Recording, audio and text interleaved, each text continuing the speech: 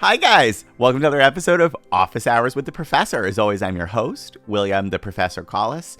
And I gotta be honest, this week, as we do a deep dive into an esports news topic, I actually really struggled to find a topic this week. I felt like it was a slower week in esports news.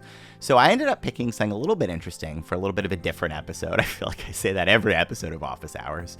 But I chose the new demo of Street Fighter 6 coming to the Tokyo Game Show. So for those who don't know, this is basically, a trade show playable demo of the next Street Fighter game. There's been demos out before, but this is a new one coming to Tokyo Game Show, which starts, I believe, on September 15th. And it's going to showcase a bunch of new and returning characters like Guile and Kimberly. This is a good opportunity to highlight a phenomenon that I think we've all seen happening in games over many years, the shrinking nature of demos. It used to be that every game had to have a demo that came and dropped. But now it's getting rarer and rarer that games have demos. And if they do, they come basically right before release date. And I wanted to talk a little bit about why, right? Like, why are demos sort of this somewhat dying phenomenon in our industry? And I think it comes down to sort of just basic business points. You have to think about what demos are. They are a marketing tool. They are designed to develop or bring you customer acquisition. So if they're not particularly good at that purpose, they're not particularly valuable.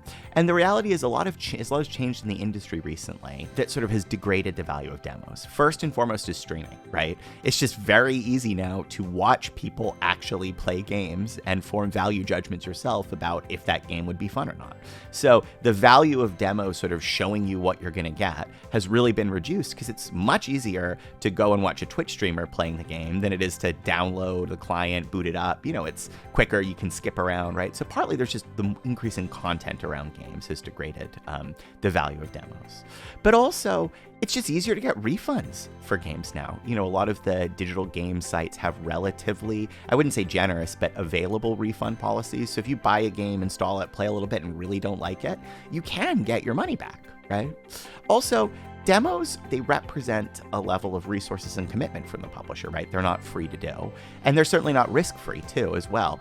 Demos can accidentally include content or characters or things that people don't realize are in there and spoil other marketing reveals or even aspects of the game. And then the last thing about demos is they're also just another step in the purchase funnel when they're available, right? There's something that interrupts someone from spending money directly. Right? If you're at a page on a Steam store for a game that's out and there's a demo or buy, the demo is the extra step if it's offered to you. You might play the demo, have to do other things, and you never want to, in general in marketing, you want to avoid you want to minimize the number of steps a customer has to go through between finding your product and buying your product. So all of these are reasons why demos have sort of fallen out of favor recently.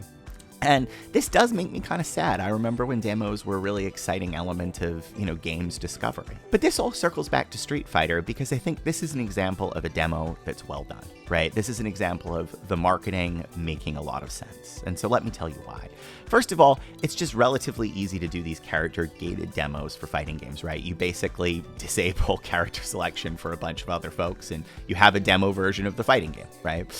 So it's sort of, I wouldn't want to say low effort on a publisher's part, or a developer's part. A demo is never low effort, but it's relatively simpler.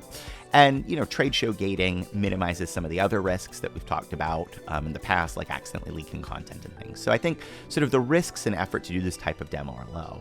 But the benefits are quite high because the fighting game user base is very, very engaged. And they really care about very specific things in their titles like frame data, right?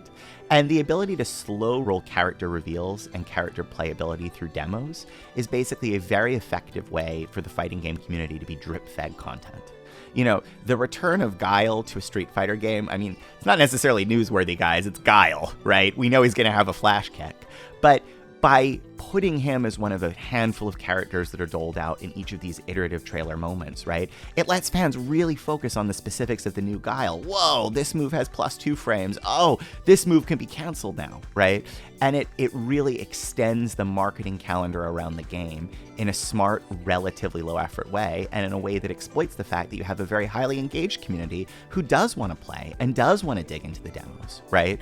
And so it's going out to an audience that's receptive. So In summary, I give the Tokyo game show, I guess, Street Fighter demo an A. I think it's good, basic, smart marketing, maybe not lighting the world on fire, but it's an example of where demos serve a specific purpose today. Overall, I think it's sad. I do think there's arguments for more developers to do them, but hopefully we've elucidated some of the business reasons why, and hopefully you'll join me next week on another episode of Office Hours where we do another deep dive. Thank you so much.